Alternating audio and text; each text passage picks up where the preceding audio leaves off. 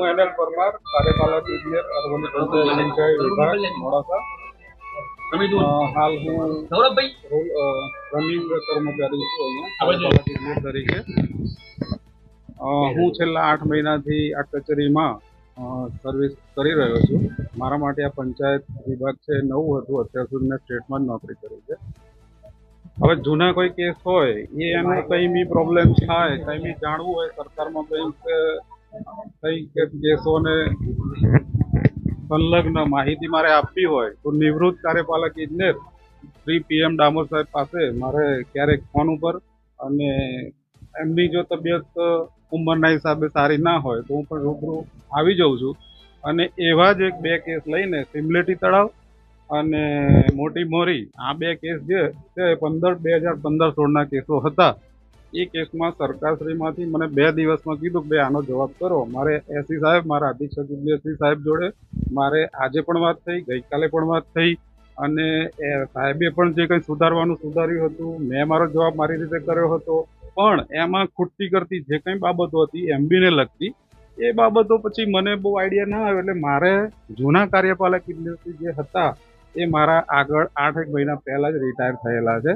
તો મારે એમને પૂછવાની ફરજ પડે છે, અને જૂનો રેકોર્ડ એમને યાદ હોય, એમને ખબર હોય, એટલા માટે મેં એમનો સંપર્ક કર્યો હતો। અને આજરોજ એમનું જે ભાડાનું મકાન રાખેલું છે તો એમાં મને કીધું કે સાહેબ તમે અહીંયા આવો, આજે ગરમી છે તો મારથી નહીં તો એમના ઉંમરની હિસાબે હું આવ્યો નહીં, હું નહીં આવી શકું। એટલે હું પોતે આવ્યો, હું પોતે 2 MB લઈ આવ્યો હતો કેસને રિલેટેડ। મોટી મોરીમાં જે તળાવ છે એની 2 MB હું પોતે લાવ્યો હતો। કાર્યપાલક ઇજનેરનું ક્લાસ 1 ઓફિસર છું, જવાબદાર અધિકારી છું, એટલે હું પોતે જ લઈ આવ્યો હતો, અને પોતે જ જવાબ કરીને હું પાછી લઈ જવાનો હતો।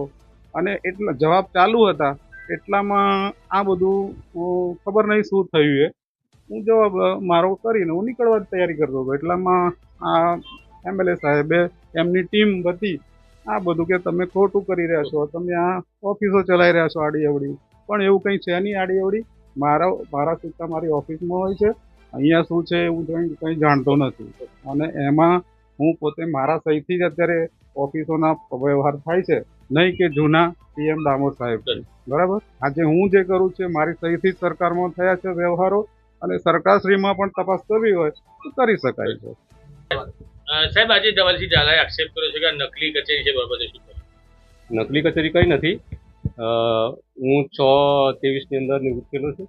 હાલ જે કાર્યપાલક ઇજનેર છે નવા છે, એમને 2 કેસ જૂના, એક સિમલેટી અને મોટી મોરી, એમના જવાબ સરકારશ્રીમાં કરવાના હતા। એટલે એ મારી પાસે જવાબ માટે એક જૂનો વ્યક્તિ છે એ મારી જોડે આવ્યા છે, તો એ જવાબ જ કરતા હતા। અને ફાઇનલ સ્ટેજે હતો, અને આપણા ધારાસભ્યશ્રી અને બીજા જે એમના સાથી ભાઈઓ હતા એ જોડે આવ્યા। બાકી કંઈ અહીં કોઈ કચેરીના જે સિક્કાને લેટર પેડ મળ્યા છે એ બાબત, કચેરીના સિક્કા અને એ તો જે તે મારા વખતના અહીંયા પડ્યા છે ઓફિસે, ત્યારે હું કામ કરતો હતો। સિક્કા કંઈ એવું કંઈ એનો ગેરઉપયોગ થતો નથી, એ ધૂળ હાલતમાં જ હશે,